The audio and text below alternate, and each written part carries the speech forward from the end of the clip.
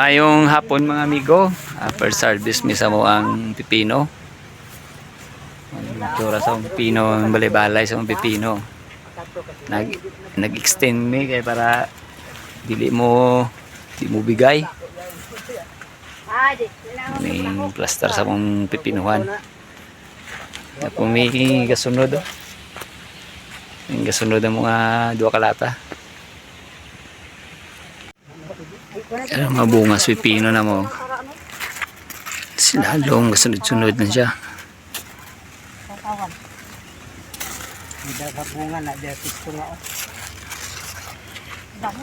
Mga bunga.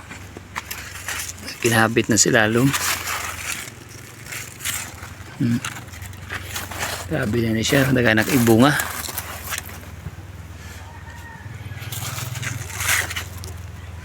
Ang edad aning pipino na mo 33 days pa lang.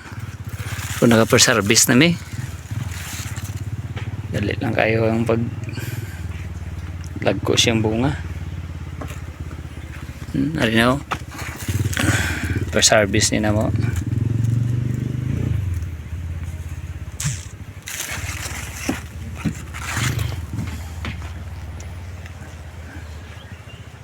Balay-balayan ganyan mo ang pipino.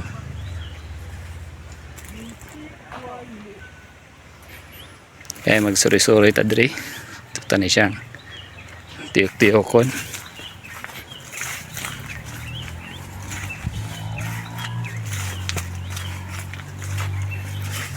Ariyo, sagasa ta. Aman yung per service. Kinidagan na po siya kay gasunod. Pagka dasun adlaw ani gani siya, dasun adlaw. Pwede na siya kuha dasun adlaw.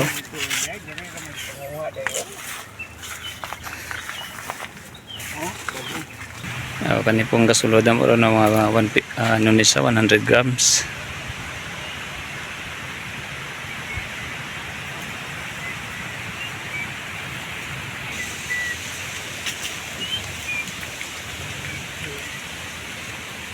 Ay migo na mo may ara-ara.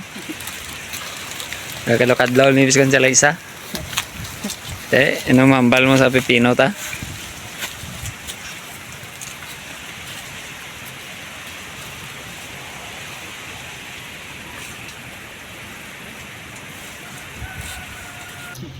Ano ginakuot mo da pa? Pino eh. Pipino gali. Awi ko kung anong ginakuot mo da. Hari pa po. Mga amigo. Hari kakinabit pa dasun adlaw pwede naman sa servison. Araw.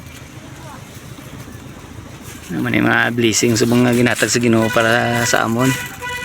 Basta may tanong ka may ano yun kagid. Ariyo. Paw na mambal mo pa saging tanong tan nagligad ng karbis sa subong. Paw. Ano mambal mo? Yeah. Ano karbis na ta? Lipay ka man paw. Bakit ka pa paw? Aring tirador na mo. Aning tirador sa pipino. Shout out na sa taga-Kanlao no. Hindi sa Bukiran sa Murcia.